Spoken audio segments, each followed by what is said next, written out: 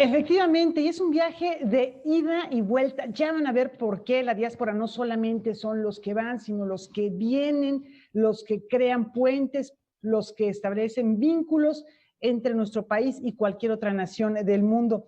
Edgardo Bermejo, fíjate que justamente estas semanas, ayer particularmente, platicábamos sobre Isaac Ibarra, sobre Ana Hahnemann, que son jóvenes que están teniendo trayectorias vertiginosas, muy, muy chavitos, haciéndola en el piano. Ahora nos platicas de un joven con una gran herencia musical y también en el contexto mexicano, enriqueciéndose para trabajar su vida como intérprete solista. Platícanos de quién se trata.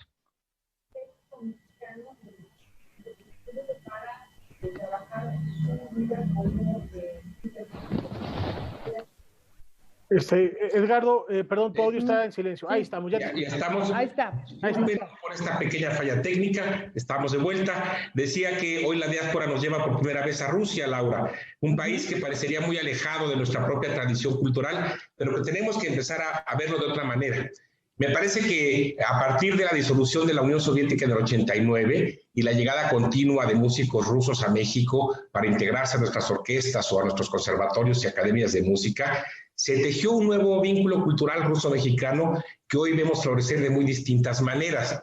Y esta es la historia precisamente de nuestro joven pianista invitado esta semana, el ruso-mexicano muy joven de 23 años, Vladimir Petrov, que llegó a México a los 3 años de edad, porque sus papás precisamente eran músicos rusos contratados para una orquesta en San Luis Potosí, y vivió toda su infancia y parte de su adolescencia en México. Aquí inició su formación musical y su educación en una escuela mexicana, donde estudió la primaria y parte de la secundaria.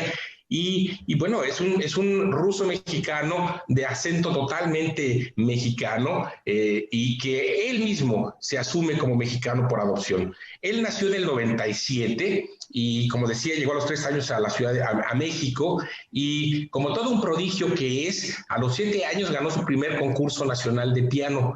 Después tuvo otros premios, obtuvo el premio infantil de piano del concurso nacional Oyenyo Listli de la Ciudad de México, el premio de jóvenes pianistas de Parnasos de Monterrey, otro premio en Colima. Vamos a ver, Laura, antes de continuar platicando de nuestro invitado, un pequeño fragmento de su trabajo como pianista. Se trata de la sesión final del concurso internacional de piano de Vigo, España, y vamos a ver cómo Vladimir ejecuta el tercer movimiento de la séptima sonata para piano de Sergei Prokofiev. Empezamos con esto y regresamos a platicar de él.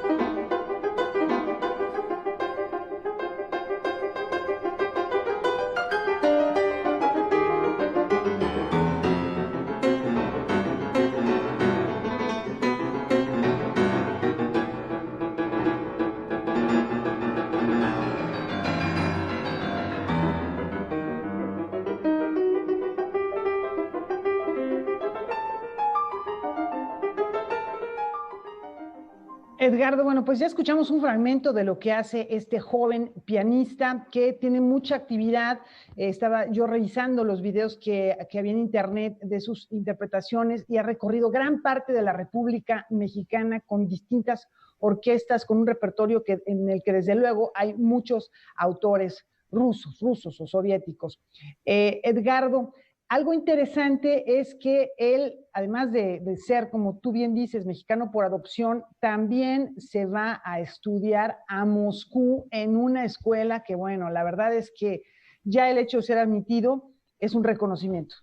Así es, él regresó cuando tenía 13, 14 años a Rusia para vivir un poco la transición de regreso a su lengua, a su cultura. Vivió con su familia en una pequeña ciudad cerca de los Montes Urales y por ahí de los 15, 16 años fue aceptado nada menos que en la mega célebre escuela, el Conservatorio Estatal Tchaikovsky de Moscú, quizá una de las escuelas más rigurosas, más exigentes del mundo, y de ahí apenas, fíjate que se acaba de graduar, apenas en el mes de junio, en plena pandemia, y por cierto le otorgaron el diploma como el alumno más destacado de su generación.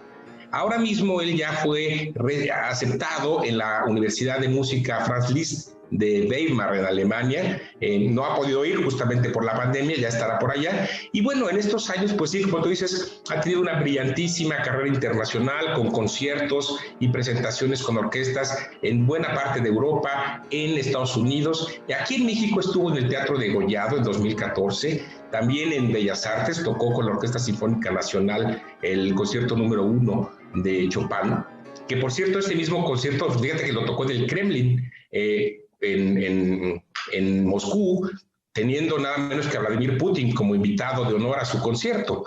Esta es un poco la dimensión de este joven que bueno, como decía yo, digamos que para los puristas o para los más chauvinistas nos dirían, bueno, ¿por qué lo consideramos mexicano? Yo sostengo con toda convicción que lo es, que parte de la condición de nuestra diáspora cultural es que se nutre de distintas nacionalidades, del viaje, de otras experiencias, y que el hecho de que se haya formado en México, un país que también tiene su propia tradición pianística, tú mismo ayer entrevistaste a nuestra querida Silvia Navarrete, pues llegó a un país que también tiene su propia tradición. Es legítimo hablar de una condición binacional de Vladimir Petrov, que se formó en México, que se acabó de formar en Rusia y que ahora continuará sus estudios a sus 23 años en Alemania.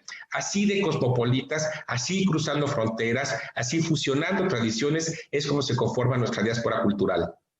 Pues sí, Vladimir Petrov es bicultural, es bilingüe, habla perfectamente el español, así que bueno, pues es un buen representante de la diáspora cultural que no tiene una nacionalidad, que es cosmopolita o que puede tener la riqueza de muy diversas nacionalidades. Edgardo, qué gusto platicar contigo, siempre buenas noticias en este segmento y vamos a seguirlo, vamos a buscar siempre las actividades que tenga, ya sea en México, en línea, que también hay conciertos suyos que se pueden disfrutar a través de internet.